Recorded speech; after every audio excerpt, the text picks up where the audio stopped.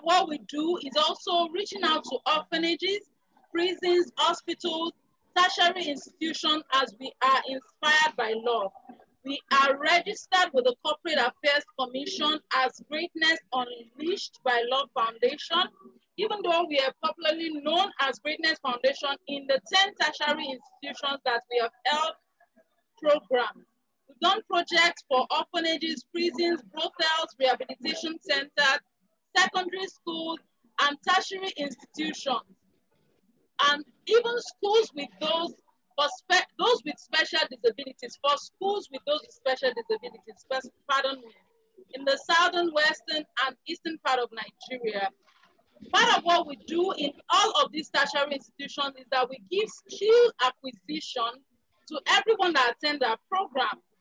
And we have done makeup training, Ankara bag, jewelry, Ankara accessories, liquid soap, perfume, lemonade juice, among others. We did a project called Feed 50 Project in 2018, which we called Feed 50 Project, and it was focused on feeding minimum of 50 people every month for 12 months.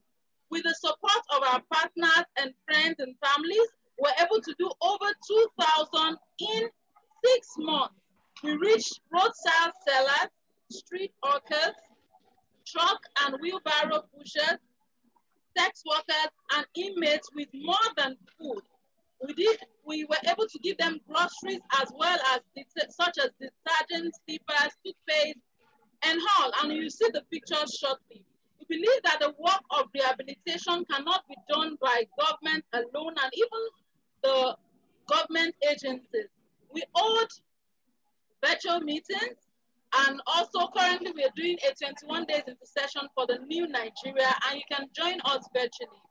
We have a sister platform called Shushan the Palace that started since November 2018, where we prepare brides waiting for the king and the God kind of marriage. Please let me get my headset. I can see some people are talking.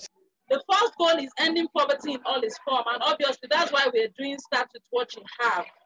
And this has started since August and is continuing till the end of this month. And these are some of the pictures of what we have done before.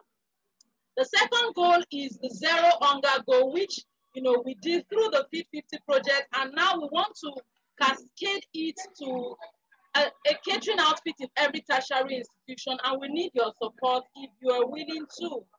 So these are some of the pictures of the Feed 50 projects that we did. And the third goal is the good health and well-being, which we do with support of coaches like Ms. Dikanna, professional coaches, therapists, counselors, and what we do is to take care of the mental health of people, the emotional health of people. We believe that good health is not just in our body, it's also part of our mind. Another thing we do is to achieve gender equality and empower girls and women.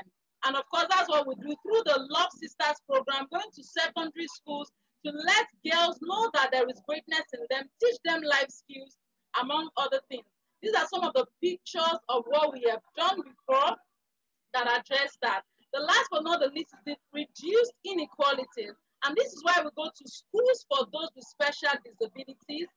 And we just want these people to know that irrespective of what has happened to you in the past, what life has thrown at you, you can still unleash your greatness. And these are some of the pictures of all that we have done.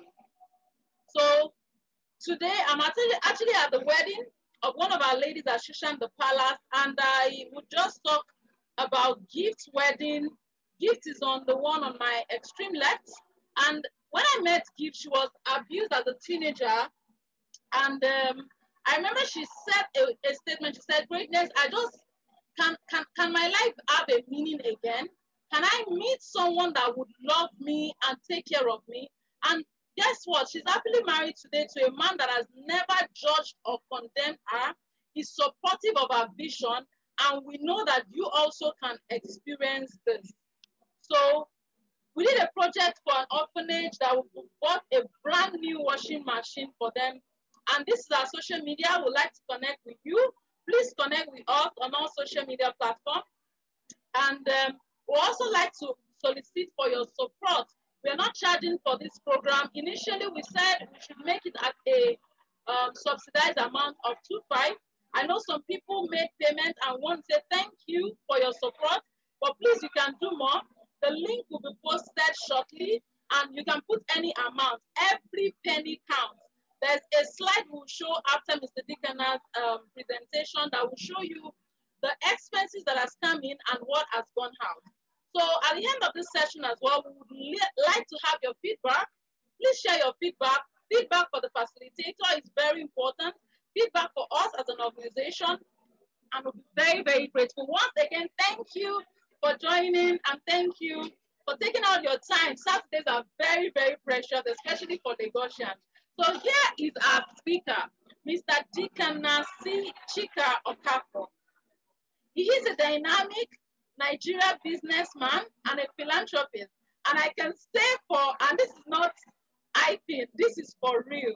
I have been a beneficiary of his philanthropy. I wrote a book titled Rescued by Love, Why I Cancelled My Wedding, and it's my life story. And I wanted to give it out at half price because the cost price was 2.5. So I wanted to give it out for that 2.5 so that people can support me. And it's supported with price for 20 copies. So I want to say thank you. Another thing he did was for me now is when I didn't have an accommodation for a period of time. He didn't even know about it. He just supported me with an amount. And I want to say thank you once again. He's currently the executive director of operations and services at Chicken Group of companies, a diverse group with interest in oil and gas, trading, exploration and production, mining, manufacturing, logistics, and real estate across Nigeria and Africa. He is a speaker, mentor, and coach. He works closely with business leaders, helping them align technology, people, vision, resources, and strategies to achieve success at home with technology and how it can transform work. He is passionate about making work fun and working in a fun environment. You know, there was so Mr. Dikanna trained with I currently work in an organization as a coach training organization.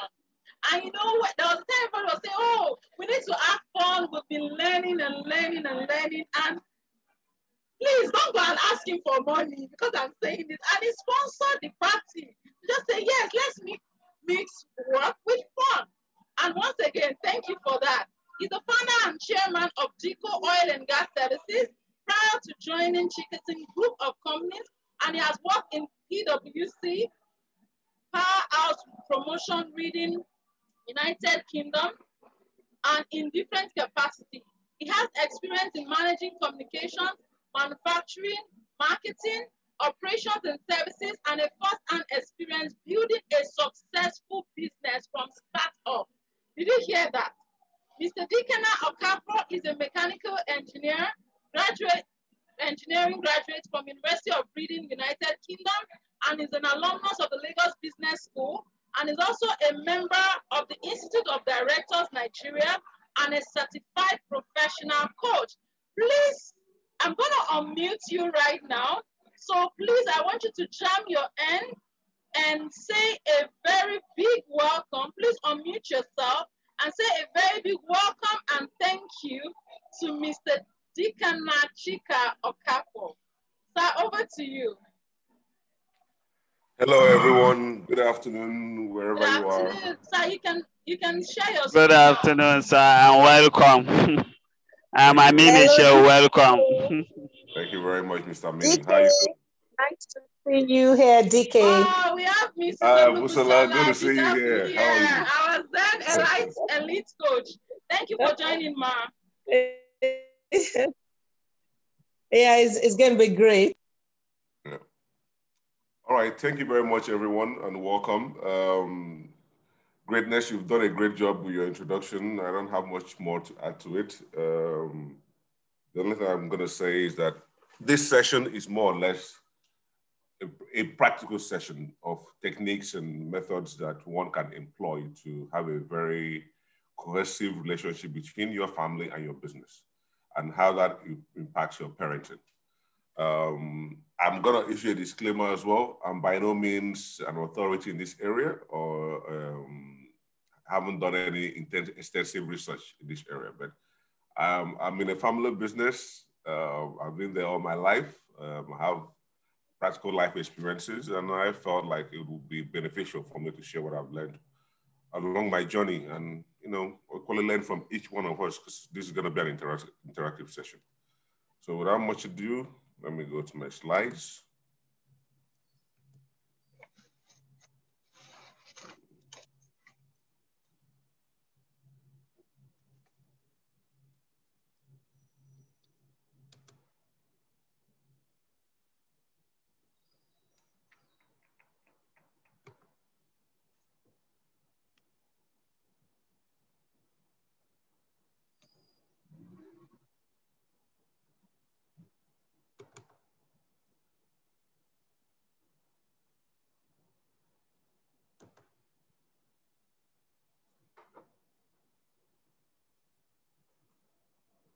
Okay. 1 minute, guys, please.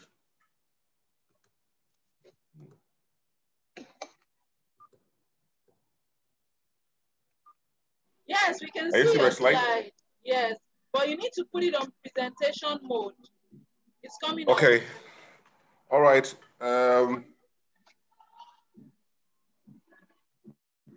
I've already done that from this end, but I can't see how it's reflecting there. It's already on presentation mode. Yes, it's perfect now, sir. It's perfect now. Yeah? Yes, it's perfect now. Go ahead. Okay. Thank you very much. So first and foremost, the discussion of today is good parenting in terms of wealth creation. So let's start by asking ourselves, what is wealth?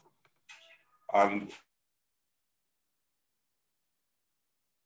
financial or natural resources that can be converted into any form for transactional purposes. Equally, someone can tell you wealth is about abundance of money. In some categories, wealth can be described as non-tangible assets in terms of your net worth, in terms of your network, people you know, people you have access to.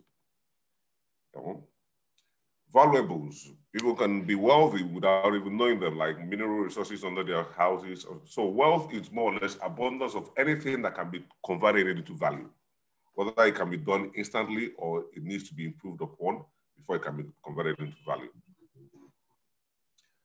Wealth can be created or inherited. These are the two major sources of making wealth. There are other kind of ways people can generate or create wealth, but at the bottom line, it has to be created or inherited, okay? And creation, wealth creation is the process of bringing, or the act of bringing something into existence. That means that thing must not have been there before, and you must have brought it into existence. That is the whole essence of creation. And for that to happen, creation is an intentional process. It's something that you have to want to do.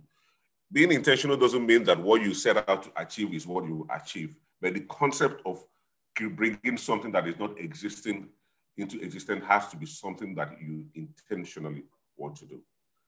A lot of people think that when it comes to wealth, that is something that accidentally happened. In some cases it does, but from my little experience, it is something that rich people or wealthy people are intentional about their actions, their investments, the kind of education they expose their children to, the kind of people they network or they relate with, the kind of events that you see them at, because everything is all encompassing. And it requires an intentional mindset in what you want to achieve. But bear in mind that it's all down to people's perspective of what wealth is. And then obviously you cannot create something out of nothing. So wealth creation requires resources, energy. Parenting. Parenting is a process of, in our own local way, we say a process of bringing a child up. But there's more to that. Bringing a child up does not necessarily represent parenting. Bringing a child up in a healthy manner that he achieves the physical potential of his growth and equally his mental potential of his growth is what is regarded as good parenting.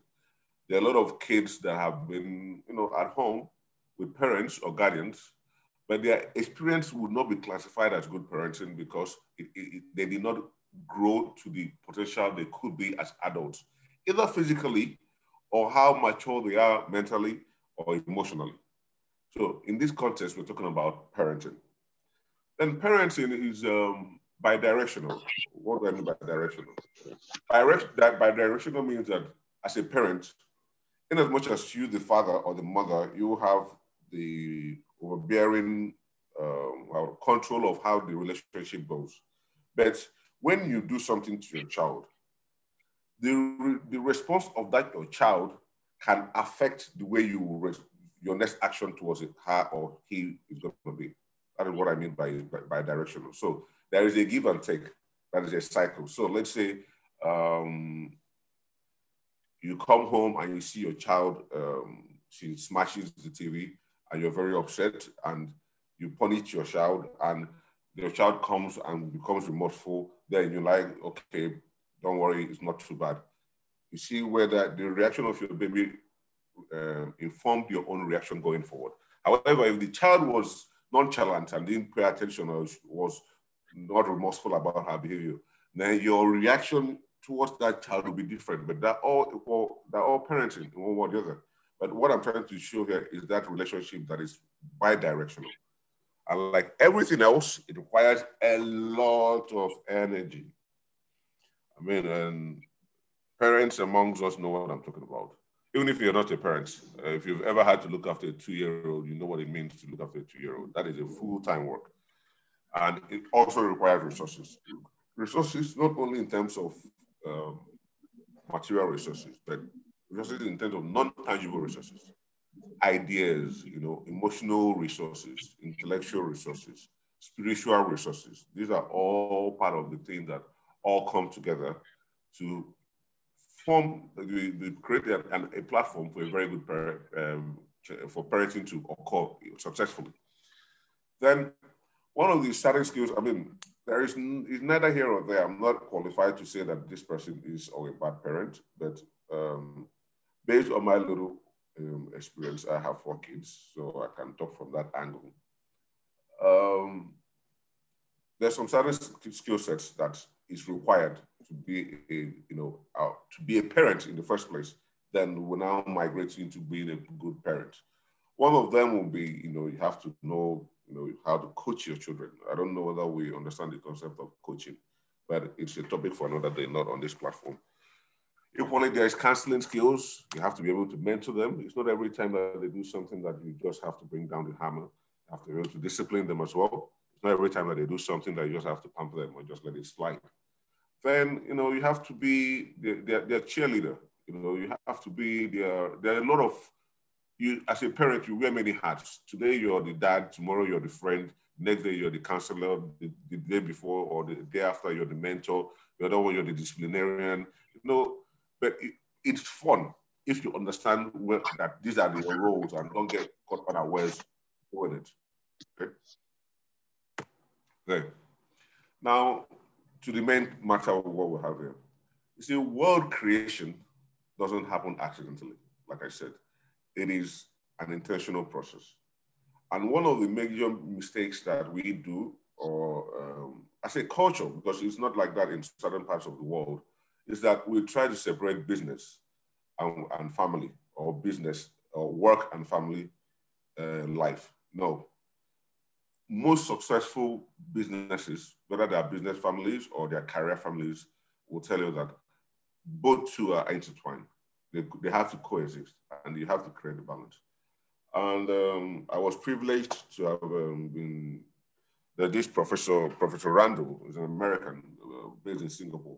He runs the family business program in INSEAD. So I was lucky enough to be one of the participants over there. So he came up with this whole concept, and it's one of the most refined, principle, tangible, measurable tool that one can actually use to consciously and intentionally parent your child, even plan your business and your family, bring your children the way you want your business to go. I will link all this together to understand where I'm going with this. So you call it the parallel planning process. And what that does is that it creates an avenue where if you're thinking about your family, you're thinking about your business. So the fundamental foundations of this principle is the value and the vision. The value is what makes the family side of things work. The vision is what makes the business side of things work. What do I mean by value? Every family has what is important to them. Every family has things that is dear to them, things that they would like to be known for. Either they want to be known as maybe the best in school, or they want to be known as very spiritual, or they want to be known as very humble. Well, these are the things that matter to that family. Those are their values. Now, like a business, what informs the direction the business is going is the vision of the business. What does the business want to be? What kind of future does the business desire? So in a family, if you identify what your values are, those are your values, what strategies do you have in place to reinforce them, to coach them to your children, to make sure that, let's say, for example, if I, as Dikanna Okafor, is passionate about my culture, what tradition, what strategies do I have in place to ensure that my children develop or cultivate that passion for my culture? So what strategy do you have in place? And when you come up with those strategies and you find out those values that you've defined as a family, what plan do you have in place to make sure that you develop that capacity in your children? Some values are not always immaterial things. A value might be that we want to be the best in everything we do. It's not about, I want to be humble, or it might be an action. We want to be the best in everything we do. So if that is your value, great. Now, how are you going to put that value in your children? You must have a way of developing them. That is where the human capital investment in your children, in your brain, in your family, your activities come into place. Examples of human capital investment is like family holidays. Things that actually bring the family together and reinforces those values that whenever this person goes out, someone will say that, okay, it's not like this these days, but when we were growing up in the East, there was kind of a close-knit way of living. So someone can be walking on the street and they say, this is this person's son. They're like, no, they can't be. They don't behave like this, And those are values. And in a business environment, you can call them your core values, the same thing that defines your culture, the way you do things. So when you have decided this is my values and this is what I want, this is how I want to instill it in my children, this is how I want to develop these values in my family. Now, how do you now use those values in actual practice? That is where the family governance comes into place. So let's say, for example, we want to have a family that is peaceful. Great. So when a brother and a brother is fighting, how do you maintain that value of peace in a situation of conflict? That is where the family governance comes into place. So there's some certain things some families can never do. And those things don't happen accidentally. People sit down together, talk about it, brainstorm, do back and forth, agree and disagree, and come together this is what our family will be known by. For example, I know a family that one of their family governance, one of the rules they have is that no matter what issue they have, they must resolve it internally. If any of them takes anyone to court, the parent places the cost on the one that takes the person to court. So it's like a written charter. And these are the things that you pass on to your children. When the patriarch or the matriarch of the family is no more there, people still know how things are done. Now, how this translates to your business side. Let's say, for example, in your family, you have a value, you want to be, you're a spiritual family. And you want to build a business that is, of a certain class, or trading business, world-class business. Because of your value as Christians or your spirituality, you can take a decision that, okay, you know what? We're not going to invest in any alcohol or cigarette business. So that value you have as a Christian has already informed your business strategy. And that is, one thing that sometimes we kind of mix it. When we say, oh, it's just business, who you are in person should reflect who you are in business. If not, you'll be having conflict.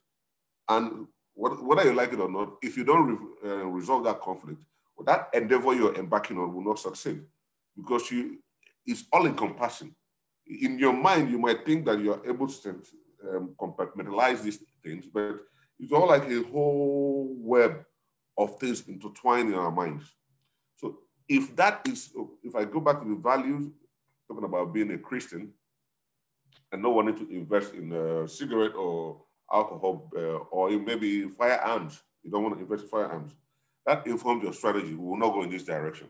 Based on that, what are the values that we have used to define our vision? Now, this is what we want to be. We want to be the top 5 company in the world in the next 5 years, or we want to have the best staff in the next 5 years, or attract the best talent in the next 5 years. What capital investments are you making towards that vision? It would not happen by itself. That means if you want to have the best staff or the best quality of manpower, you have to actively hunt for the best and create an atmosphere and an environment where the best can thrive. And bearing in mind that sometimes when we want something, we don't see the opportunity cost of it.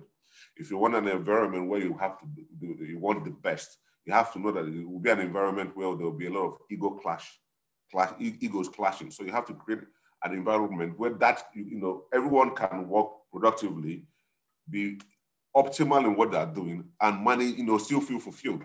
So all these things intertwine.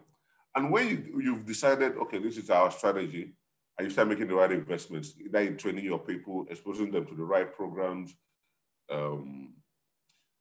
sponsoring research programs in universities or in polytechnics, like that. That's how a lot of these Western companies come up with new products, which we don't actually do a lot here. Now you talk about, okay, fine. As a business, what governs our business? How do we interact with our community where we behave? How do we interact with banks? How do we interact with debtors? How do we interact with lenders? It becomes a way, you now see how from your value has informed your vision. Your vision, your strategy now informs the kind of investment that you make to reinforce those values that you've already agreed that it's going to be your mantra. And then you now direct, distill it down to your business governance, how you operate your business. Some people will tell you, okay, because I'm a very, very charitable person, or philanthropy is something that is passionate to me, they might have a policy whereby, a business governance policy whereby 10% of their revenue must go to a particular cause or a particular profit. So, in a nutshell, all these things drills down. But how does this translate to parenting? In Nigeria, there are different kind of family households in Nigeria, but for this discussion, I've only brought about 2. I'm talking about the people that are in the career, or you can call the civil servants, and the people that are in this entrepreneurial end of things. So those are the 2 families I'm going to use for my next example. So career people. Good parenting, wealth creation. And I keep emphasizing the fact that it's very, very intentional. How do you go about it? Let's say, for example, I'm a lawyer. We all have heard of families where the dad is a lawyer, the son is a lawyer, the grandfather is a lawyer, the great-grandfather was a lawyer, the daughter is a lawyer, or what's not. Yet it did not happen accidentally. Those people created a program whereby from a young age, they started exposing their children or the next generation to those areas. It didn't happen accidentally. It goes back to what I'm saying, being intentional about what you're doing. So in terms of parenting your children, if you're a career person, let's say you're an architect and you have a dream for your son to be an architect, or maybe to start a family architect firm. If you allow your son to go and expose himself in music, develop passion for music, you send him to school, you never did anything for him to reinforce that your desire for him to go into architecture. And suddenly when he wants to get into university, tell him to go and study architecture. Already you're creating a ground for conflict. It becomes like, and that is not what you need. Some of these things I'm talking from experience, okay? So you you need to cultivate that interest, and it starts from a young age. Take them to your workplace and, expose them to that world. Okay, there you go. So you cultivate that interest by, I'll give you an example. There's a tendency for, I'll use the churches, for example. There's a tendency for Nigerians, for pastors, for their children to end up being pastors. Why is that? A lot of doctors don't take their children to the hospital, just to see what is going on in the hospital, the hustle and bustle, the energy, the smell of the place, the kind of people you see in the hospital, the kind of events that can happen in the hospital. A lot of traders don't do that. A lot of musicians, for example, don't even take their children to practice. But in the areas of pastors, they expose their children to that world. Be it as mandatory because we are Christians, we have to go to church, or in the Muslim faith, you have to go to the mosque. They expose them. So you see, in that area, there's a high tendency that a man that is a pastor, the son will end up being a pastor, or one of the daughters will end up being a pastor, or one of the sibling children will end up being a pastor. And that comes from them intentionally exposing them to the world of the career that they want them to have. And that is all down into world creation. Then, one of the mistakes that I've come across, that especially the older generation did with us, and some people are still doing it now, is that we always think we know what is good for our children, and that whatever they want, I know better. That's not true. One of the principles of coaching, my fellow coaches here can testify to this, is that everyone has the ability to find a solution to their problem within. All you need is within you. So if you have that as a guiding mantra, then this point is very, very important. You need to be able to obtain what does your child want for him or herself. If don't put pressure, don't irrespective of what you want for them, what do they want for themselves? It is very, very important, because if I want to be, most of the things that we end up doing in life is a medium to achieving what we want. I'll give you an example. Somebody might be a footballer, not necessarily because he's very, very passionate about playing football, but it's a medium for him to become rich, or to become famous, or to have financial security, or to be able to take care of his loved ones. Okay, so when you understand what someone wants in life, it makes it easier for you to show the person other ways or other paths that they can follow to achieve that. There's a very popular Igbo adage that said that there is, when you go to the kitchen to take soup and you leave the top of the pot and you're digging down inside the pot, digging to get, take soup, you're only looking for two things. You're either looking for fish or you're looking for meat. In other words, everything we do in life, no matter how we mask it, it is for us to have financial security, to be comfortable, to feel, to secure ourselves. That's the bottom line. We achieve this using various means, but the bottom line, that is what we want. So when you ascertain the aspirations, then you now try to see how you can align it to that career path you want to do. What do I mean by aligning? Let me say, for example, when you talk to little kids, sometimes you get the most interesting things from them. I asked my son the other day what he wanted to do in life. He told me he wanted to be a painter. And I thought he meant like an artist. No, he meant people that, people painting the fence. So, I said, wow, interesting. So instead of telling him, no, I'm like, okay, why do you want to be a painter? He said he wanted to be a painter because he has this passion for Spider-Man. And Spider-Man climbs the wall. And painting gives him an opportunity to climb the wall. I said, fine, okay, good. But acrobatics can do that. Engineers can do that. Civil engineers, people that build high structures, they get to climb and see the world from a very high vantage point. Like, yeah, maybe you can be an aeronautic engineer, pilot. Imagine you in the sky. It's not even about climbing fence anymore. You can even see the ocean. The point is, what he wanted, he was pursuing. He chose to be a painter because he thought it gave him to fly, to be on top of buildings like Spider-Man, to see. But once I understood what he was trying to achieve, I tried to show him other ways where he can achieve his aspiration. And by doing so, if he goes that way, he owns it. It becomes his. It's no more, you don't have to push too much to get them to pick interest in it, because that is one of the most difficult things to do, getting them to pick interest in anything.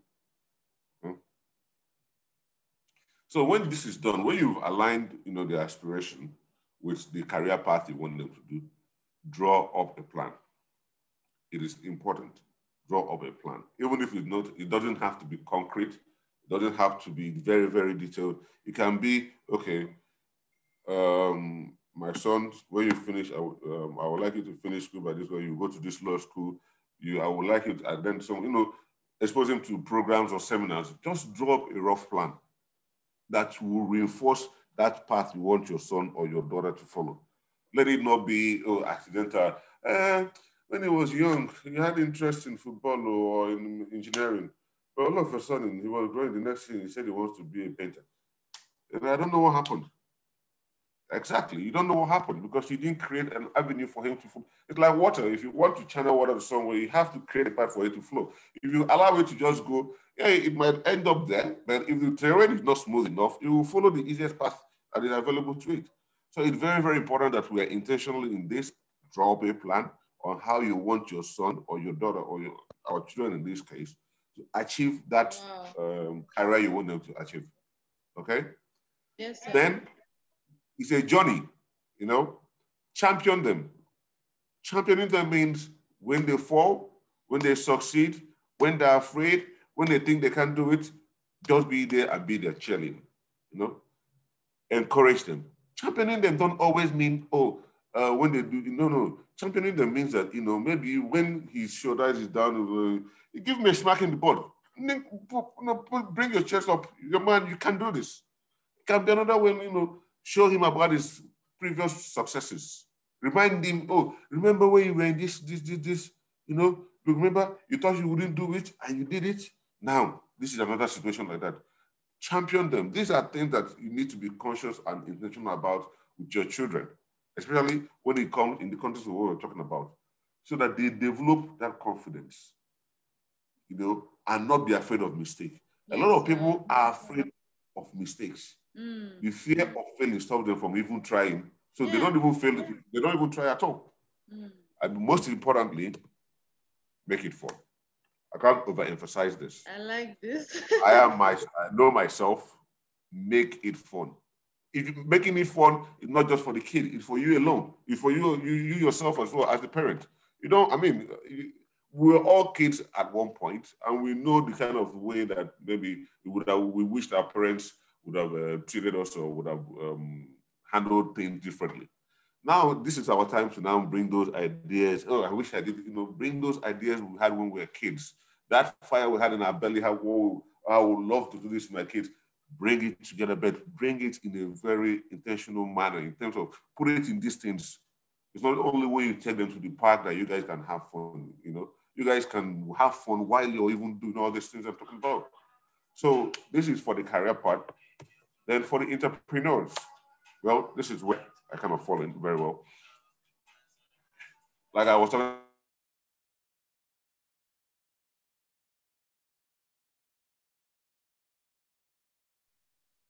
Hello. Can anybody hear me? Hello? Oh, okay. Please, can anybody hear me?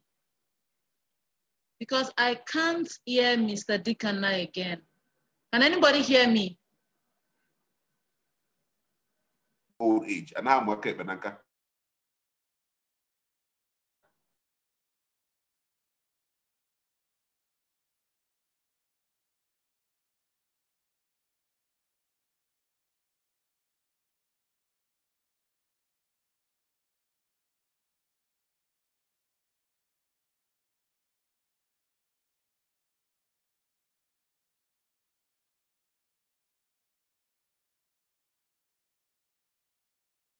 Shaping the way this is going. I go back to the same thing, ascertain their personal aspirations. What do you want for yourself?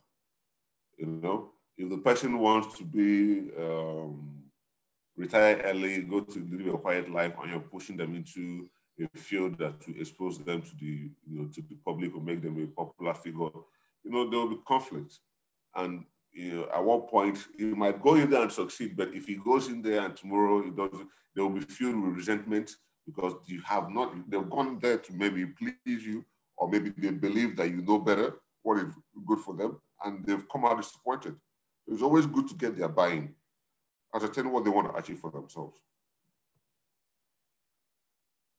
Align their aspiration with your business. Just like I said in the other one. What do you want to achieve? This is what you want for yourself. Fine. Okay. This is how you can achieve it through using my business. Or you want to, you want to do this. You want to be someone popular in your community. You want to be,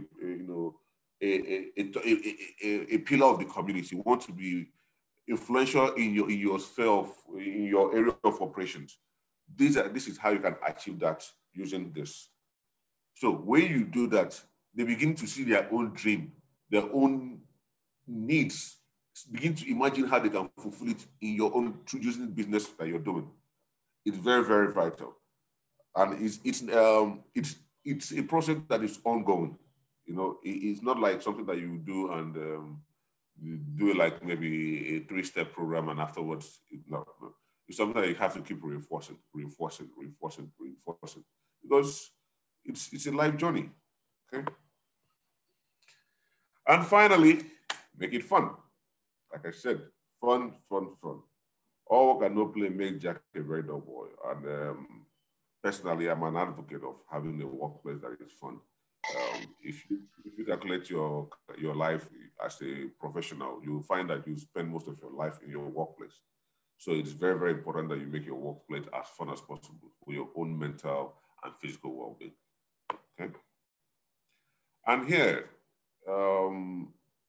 just wanted to share a few pictures. The family on the left, or my left, is the Hermes family, and the one is Macmillan Cargill. The Hermes family, I'm sure some of us must have heard of Hermes, the big fashion family from France, involved in so many things. The company is old. It's more than 100 years old. These things did not happen because, when someone dies, they just pass it to the next son. No.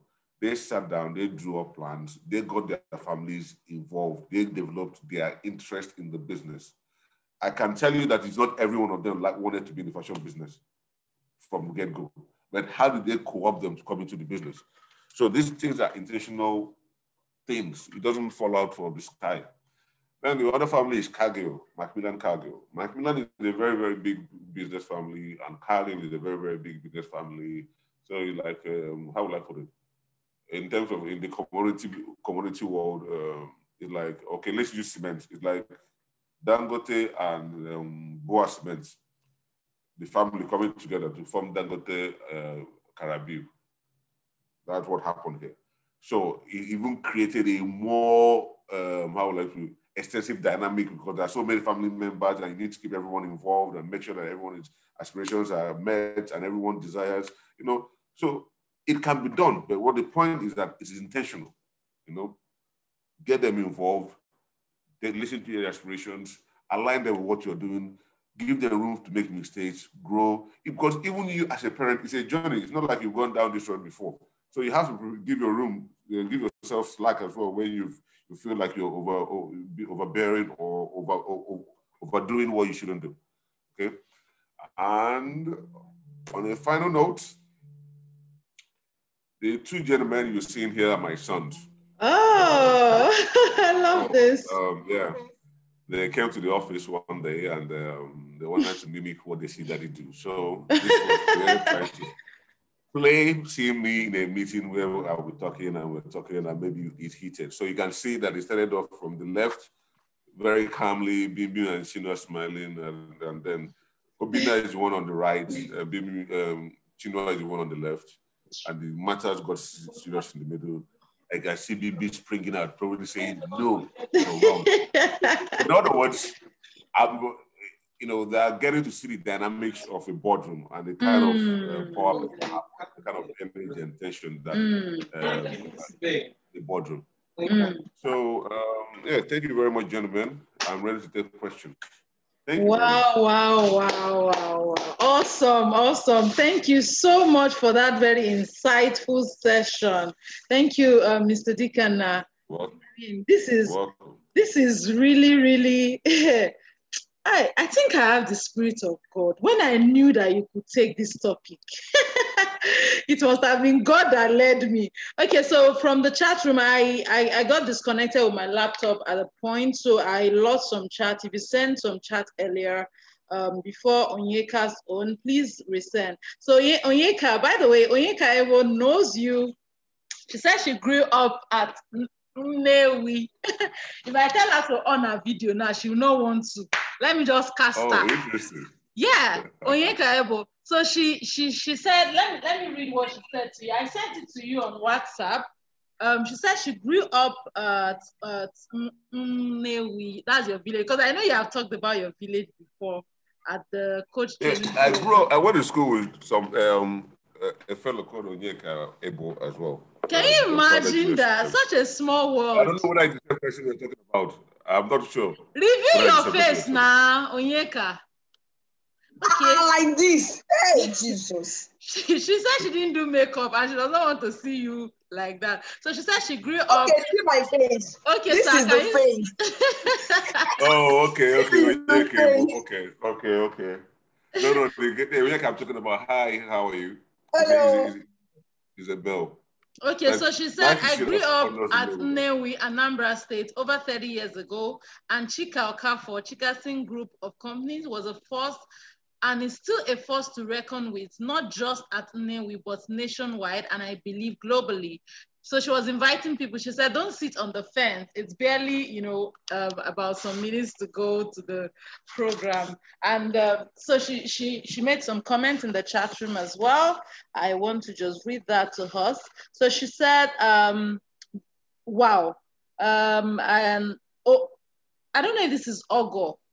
I think I pronounce it well. Ogo Ogweli, but I know how to pronounce Ogweli because I used to attend Dominion City then. Ogo Ogweli said, great information. Madam Olubusola Bidakun said, applaud when you're successful. I mean, I think she's talking about making a comment to what you shared earlier, saying applaud when the children are successful and encourage them when they are unsuccessful to ensure work-life balance. And Ogo Gweli says this information is also good for husbands who want to get their wives involved in their businesses. And Onyeka responded, very correct.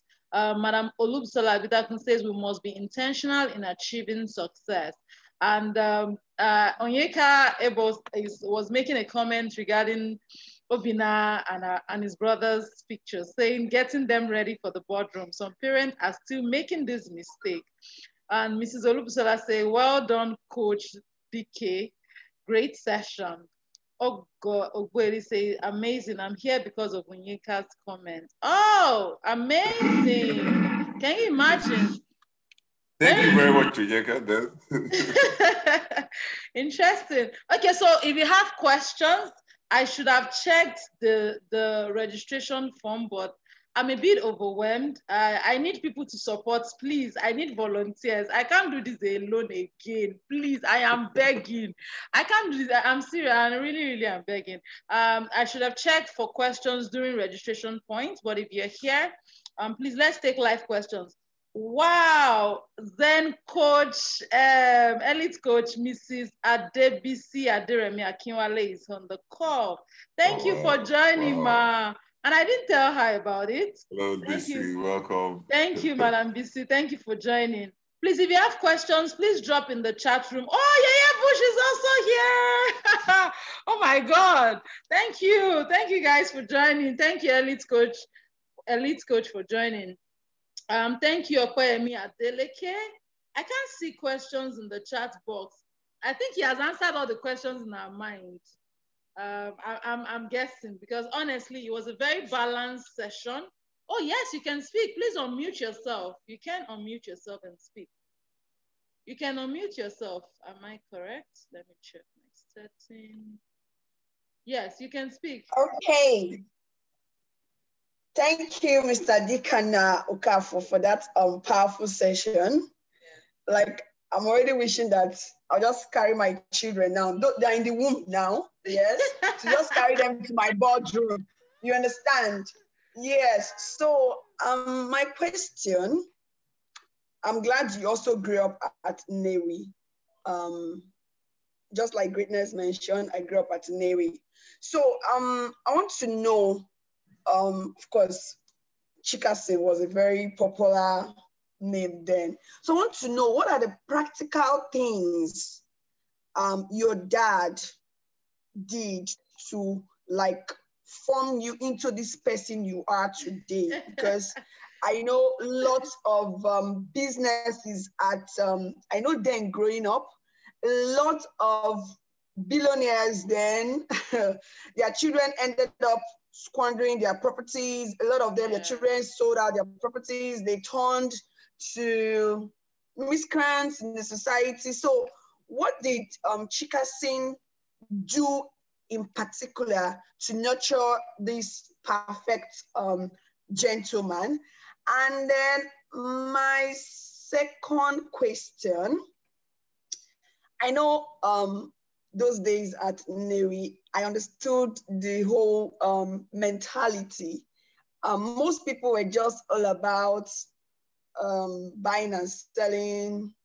That's just enough for them. It's just enough for them to just go to their store, sell out, and then they go home and all that. So what did Chikasin Group do intentionally to not just maintain the status quo of just having, okay, a business or have a business that generates money? What did they do intentionally to see that Chikasin stands out from the rest of other businesses that started from Newi? Okay, so those are the two questions that I have. Thank you very much. Onyeka, you've made this so beautiful and colorful. And I'm not saying that because you're my friend. I'm saying that because you really did. Thank you. But those questions are very practical. Really, I'm yearning to hear. Okay. All right. Thank you very much, Onyeka. Thank you. Quite interesting. I hope you believe me, though. What did my dad do? Right.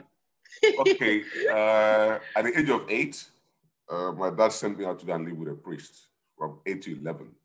What? And he was a chaplain in a secondary school. And living with the priest exposed me to otherwise what I wouldn't have been exposed to in life. So living there, I had to learn how to farm. Wow. I had to fetch water in the morning before going to school. Jesus. I had to sell vegetables in a cocker. If you know Okafor very well, the market is called a cocker. Are you kidding me? The point being is that he was intentional in exposing me to the other side of life that my upbringing or my background would have exposed me to. My God. That's one. Then we have some family tradition, right from, I can't remember, if there are Christmas holidays or long back holidays, if there is no holiday, like we're not traveling out, he would take me to the factory. You know, so it's funny because I remember when I was very young going there, the place looked like it was the whole world. But now that I'm working there, like the compound is small, so I have that big image of the compound looking so massive then. But now that, that I'm all grown up, it's smaller. The point being that he exposed me to a different side of life. Wow. One has to decide what one wants for oneself in life. That's like they say, you can take a horse to the sea, but you can't force it to drink. So that being said, yes, he intentionally made sure that he cultivated my interest in the business. There's always, in fact, to put it this way, and which is why I was talking about the issue about aligning what you want for your children with their own aspirations. The reason why mechanical engineering was because I was being stubborn, because right from my childhood, right from when I was born, everyone had been telling me, you do business. That is a businessman. That is this. You do business. So all the while, I didn't even pay attention to it. And it was almost assumed that if the case is sorted, it's gonna do business. We went to university, so they didn't even ask me. It was assumed. So when did you? Honestly, I didn't know I would be an engineer the morning I left my house to go to school that day. I didn't know I would register. It was out of being a rebel that I registered for mechanical engineering. So that is why, I mean, by God's grace, it has turned out well. But it could have gone pear-shaped, you know? I could have gone any other way. And that is why it's very, very important that no matter what you want, align what they want for themselves. You might think they don't know. They know. Just imagine yourself at their age. A 25-year-old or a 10-year-old or a 15-year-old. If you have memories of where you were, try and recall what vivid memories you had and the kind of aspirations or ideas you knew that people thought that too young to know. So that's then. Number two, what did the discussion group do that was separated us from the game? One, we take risks. Wow. Always pay off, a lot of risks. Then our mantra has always been quality. We are not purely based on making money, you know. Every industry we've been in, we've almost come in as pioneers. And why that has been is that we've maintained that quality. It's not always painful to be disciplined or to have your values and stick to them. I mean, there's opportunity for everything, but at the long run, it pays. So we take risks, we go into new frontiers. You fall, you stand, you fall, you stand. Eventually, your legs become strong enough and you can stand, and by the time you know it, you're running. Wow. So in a nutshell, take risks, push yourself. Where you don't want to be is in your comfort zone. Comfort zone, you don't grow. Nothing. Yes, sir. Yes, sir. I mean, I'm not saying that all the time you need to be hopping from one thing or the other. You know, achieve, take a breather, move. The comfort zone, nothing grows there. You need to be able to get conversant with not being comfortable. Wow. Wow, awesome, awesome. Thank you so much for that, for being, vulnerable. We wouldn't have learned that if not for Onyeka's question. Thank you, Onyeka, for asking the question. And thank you, sir, for being open and transparent with us. I mean, I'm hearing a side of you I never knew. Yes, I've always known that you're humble. I've always known that, you meet rich kids and they are spoiled, they are rude, they talk to people anyhow. But I was like, how come is different? But which was part of what informed my decision to say that I really I wanted to learn from you personally, but I thought more people can actually learn from from you, which is why I reached out to you to share on this topic. Yaya Bush says, great session, Coach Dikanna. A case in point is my local supermarket. It started off as a small storefront and has expanded into a 2-floor expansive store. I noticed that during the holidays, his children help overload the delivery trucks and stock the shelves. His wife is also in the store serving as a manager. The business is stronger for rates. Wow, awesome. Ifeanyiwa Maduka. Oh, okay, so that is the executive assistant to Mr. Dikanna, and she has been consistent, and attending this financial independence workshop since she saw it from Mr. Dikanna. And I remember the very first session where I said, I noticed you have been consistent, but I don't know how you joined the program. And she said, Mr. Dikanna is my boss. He's the best boss you can pray for. He's so wonderful. Like, as she was saying it, I was putting my hand on my head like, hey, God, remember me too. When can I get a boss like this? So Ifeanyiwa Maduka said, Dikanna is a very disciplined man that you won't believe is from a wealthy background. I know this is as a result of the kind of father and family he had. Thank you, Ifeanyiwa, for that, contribution. Madam Olubusola Abidekun says, to add to the question of Onyeka, for me, a daughter of a professor and priest, my dad ensured that we all worked in church as kids. Then we had tables in the office to read and study for weekends. He took us to his late friend, Chief Adebayo Faleti, in order to understand our Yoruba culture very well. We had no choice than to study and put God first. By the grace of God, all this formed us. Intentional moves is important. Start practicing this, please. Mrs. Olubusola Abidekun was also a speaker on this financial independence series, and she spoke on networking and the role of building intentional relationships for wealth creation. And she's a mother. She's a mother at heart. I mean, this woman, I don't even know. Now I'm understanding, I'm merging it to the topic of today, the role of good parenting, because I noticed that she's a pastor and she's as well relevant in the HR space. She's worked in almost all the sectors, and she's gotten so much ground. And I'm wondering, she's powerful in CIPM. And I've asked her, like, how do you do it? Now I understand the role of good parenting in making you, Mrs. Abida Kun, who you had today. Thank you for sharing. Onyeka Ebo said, thank you so much for this powerful insight. Thank you, everyone, for making today powerful.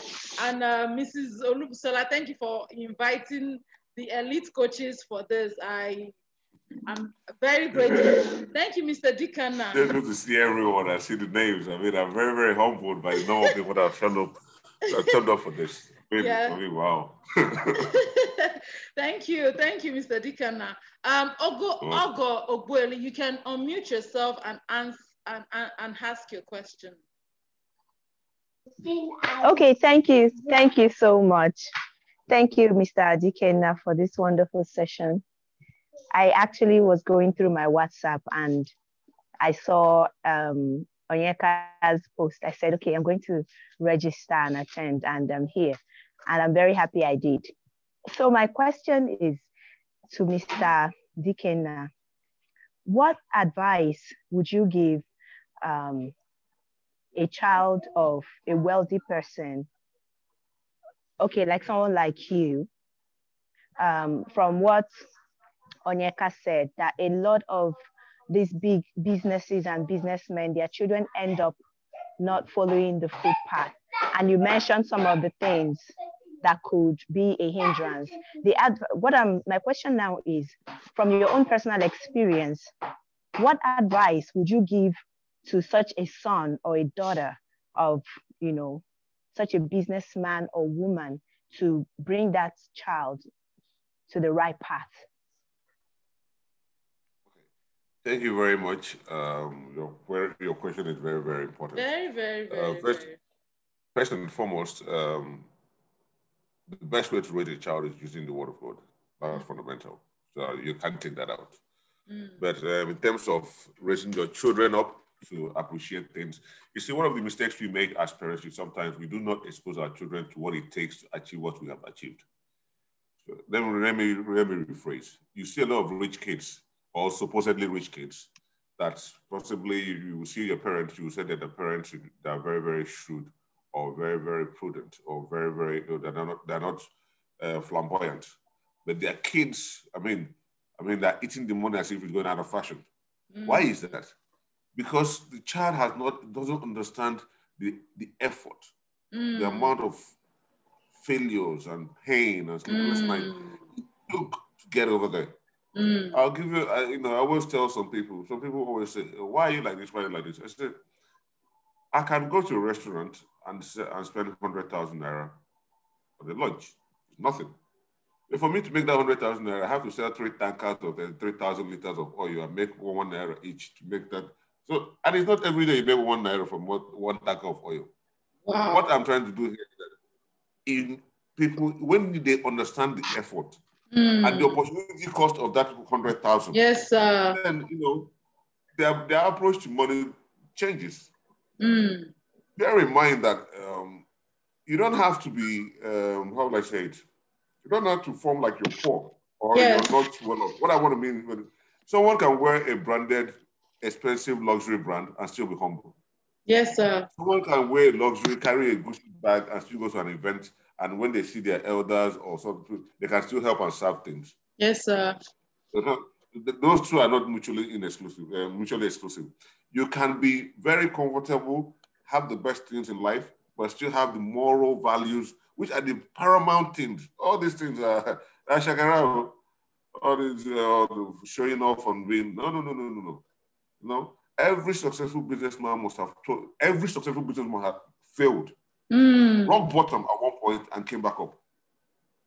If they didn't have the right moral, the right values, they won't come up. Mm. They won't come up. So, in other words, let your children know how much it takes to make 1 naira. Let them appreciate the value of 1 naira. Even if they break something. Okay, I'll give you an example now. My sons damaged the wire for their tablet. Before lockdown, I went and bought them their own chargers, so they stop using my own. They damaged it. They damaged their own now. How much is charger? It's not much, but all their tablets have died. There are no charger for a while. They are carrying fish, angry and stuff. Point being, they need to understand that charger doesn't fall from heaven. Wow. Our generation needs to understand that being a good parent does not necessarily mean that you're a bad. Being a disciplinarian doesn't make you a bad parent. Yes, sir. We don't have to be friends with our kids. Yes, Forget sir. that whole hype we watch on media that, oh, you have to be good. Yes, it's good to be, but you are more than a friend. You're a mentor. You're a coach. You're many things. You're a doctor. You're a psychologist. In some places, you can even turn into being their spiritual whatever. Yes, sir. In order to, what I'm saying that don't put yourself under pressure. Just have that understanding that be whatever your child needs you to be, in line with the values you want your child to have. Understand? If you don't, you can't spread the rod and expect the child not to spoil. Yeah. The Bible tells you that it doesn't. So I hope that answers your question, okay? Sir, can you just speak from a perspective of the child? You being the child of the wealthy parents, right? How have you not allowed it to get into your head, mess up? I understand the role of your parents affected you, but you speak from the perspective of a child. Truth be told, yeah, a child is a blank canvas. Wow. Before you even get to the point where you now start having thoughts of trying to be a certain way. Wow. Things around you shaped your mindset to get to that Absolutely. Point. We're a product of our nurture. Exactly. So from the word go, you start putting it in them. If they finish their food and don't, no jokes. In my house, if you don't finish your food and throw it away, sometimes they can dig it that barrel with dustbin and keep it for you. They'll tell people are hungry outside. Really? Yeah. Now you can call that extreme. But what that does is that even at this age, I'm very, very mindful of taking food, knowing fully well I can't finish it. Wow. Even, so you see that it goes down to the, I always said the word of God is the best way to raise a child. Train a child in the way he should do, and when he grows, still in the word of God. So before you even get to the point where you now start deciding, oh, this is kind of good, there's some things that must have happened to shape your mindset. And those formative years, they're very, very important. That is why they're called the primary education, like the foundational education. Those areas, the years of primary education, the foundational education, is paramount in terms of instilling the kind of value system you want in your child, the kind of mindset you want them to have. I see. If you don't teach your child how to say thank you when a visitor, or when he gets something, or when a visitor comes in and say, are you the ones that they will learn it automatically? They might not. Yes, sir. Just like pouring water and expecting it to go a particular channel when you have not done the work to create a path for it to go. So they might not. Thank you so much for this session. I really, really believe that it has been worth your time, everyone. And I see a comment as well. Okay, some comments. Sorry, let me just scroll up, pardon me. Onyeka said, I've always loved that August's gentle voice, that she has 5 children. I'm wondering how she's still looking that attractive. Wonderful 5 children, but highly efficient. Don't use but when you say something that but negates a word. Sorry, I'm teaching. I like impacting knowledge. Just pardon me. I don't mean to be rude. So but negates the previous word. So you'd have said and she's highly efficient. So she has a powerful personal development library for our children. Amazing. And Jane Maduke said, I've been silently listening and taking notes from the start of this session to this point, and I've learned quite a lot. Thank you so much. Onyeka responded to Jen saying, thanks, Janelle. We've noted that. Marianne Anwuli said, awesome. Being a disciplinarian doesn't mean you're a bad parent. New parents need to learn this. I like the perspective on teaching consequences. I tend to feel I am too tough, but now I know if I miss this season, it may be tough on them later. Thank you. Thank you, everyone, for your comments. You all made it beautiful. Mr. Dikanna, parting words, final words for us before we release you and we take other things. You are muted, sir. You are muted, sir. You are muted, sir. Thank you very much, everyone, for participating. I'm humbled by this, but whatever you're doing, ensure you have fun, okay? Yes. There is no destination. The trick is in the journey. That's where the juice is. Don't think if I get there, I will be this. No, it is that getting there. That is where the trick is. So even this whole thing we're talking about parenting, don't be waiting for, oh, when your children marry, you start enjoying. No, enjoy the whole parenting process right now. Be involved, make it fun, play games with your children. Just remember those things we always wanted our parents to do with us, and 1 or 2 reasons why they couldn't. Now is an opportunity for us to, build that into our own children. And put God first in all. Thank you very much. Thank you so much, sir, for your time. I know you're extremely busy. You're either on flights or you're in air. You're either in air or on the road. And so thank you very much for this, for investing into our generation and even the upcoming generation. We appreciate you, sir. And we'll hear from you. You will hear from us very soon, even though we don't have honorarium for you, like the honorarium that's I cannot give a billionaire honorarium now, but I hope to grow to that level. Sir, thank you so much. And everyone on the call, we want to know, how are you feeling? How are you doing? If you're feeling sad, traumatized, and you need help, mental health support, please feel free to sign up for a session with me. I am a trained and certified coach. I'm also a neuro-linguistic programming practitioner and an emotional freedom technique practitioner. I'm even doing a refresher course currently on neuro-linguistic programming currently. And so please feel free to sign up. Oh, pardon me. I mistakenly put next today's session slide on. Let me see if I can pull it right away. So we have this next Saturday, pardon me, on the 14th of November. We're having a chartered marketer. He has over 15 years experience. I'm trying to pull it. The graphics is ready. I forgot to put it in the slide. Let me just tell you verbally. So he's going to be sharing with us on marketing for startup, and he's the country director for Jaguar Company and Group. It's an international company, and trust me, you want to learn from the best. And these are the people even currently hosting me where I am on the mainland right now. He's going to be taking us on marketing for startup, and I'm sure it's going to be worth your time. Please, I need your help and your support. I wrote a book titled Rescued by Love, Why I Cancelled My Wedding, and I really still need support. I want to reprint, and so if you can sponsor copies for us to give at half price, I don't want to give it for free. I notice most times people don't value free things. So I want to give out the book for free because it talks about parenting, the effect of parenting, how it affected my own life. And if you read the book, it's not from the perspective of blaming my parents. It's a perspective of learning on how parenting affects and molds a child into who the child is. You heard him say that a child is a blank slate. Is what you put in there that will create who the child is. Something happened recently, and I want to, hold on. Can you still hear me?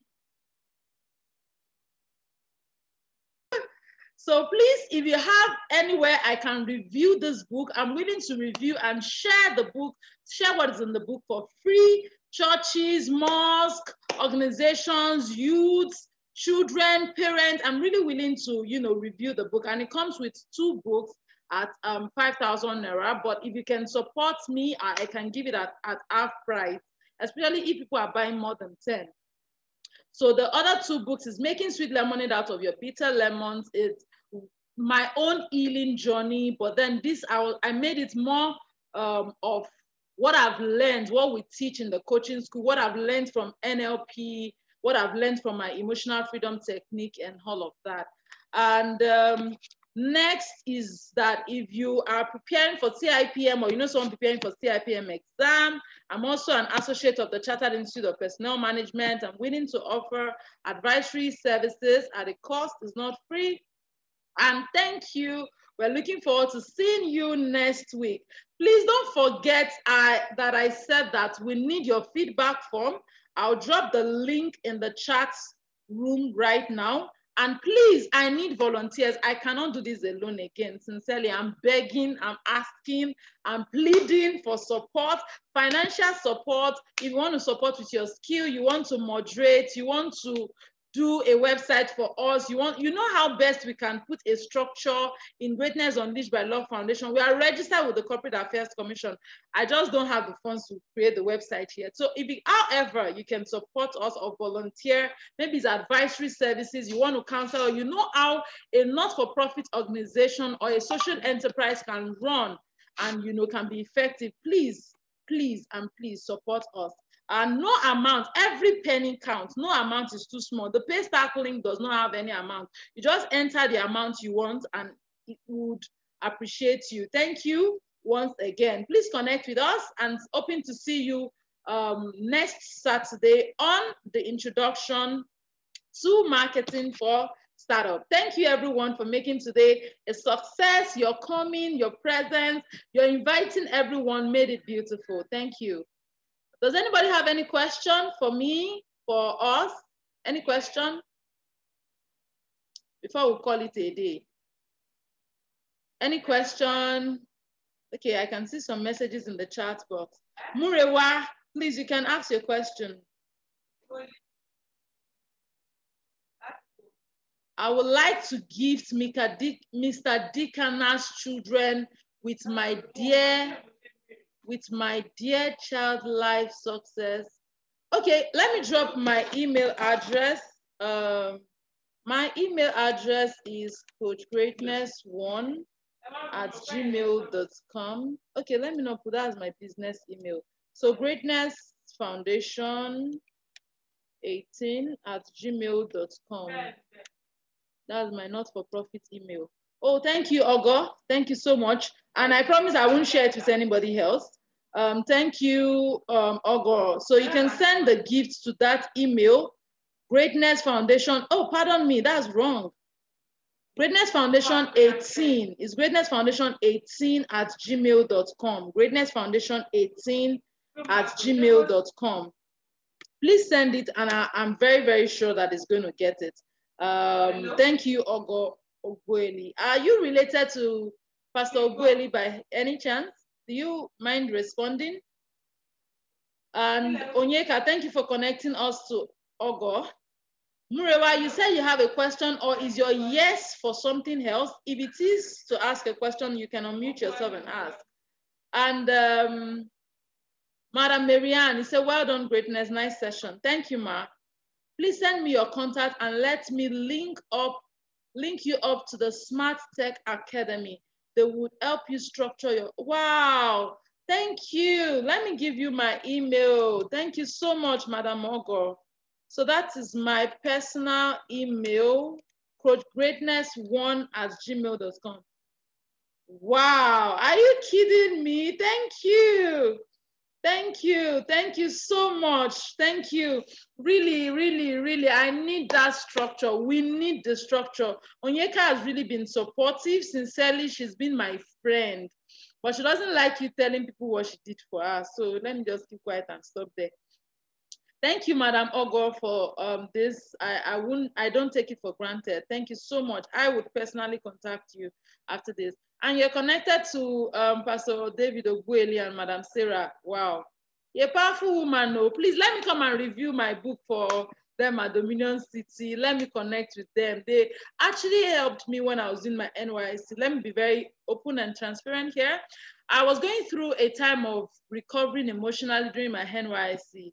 That was when I was doing, Greatness Unleashed by Love Foundation, going to Calabar, going to Oka, going to Warri, and I was going to Dominion City. And the pastor, we used to come to Lagos then at LBS, come to Dominion City. And I can remember when I was on the altar and I was really crying to God, like, God, I needed to heal me. I needed to heal me. I cannot continue the cycle of my family. And I'm really, really happy, that and I want you to tell them so that they can even know the ripple effect of what they're doing.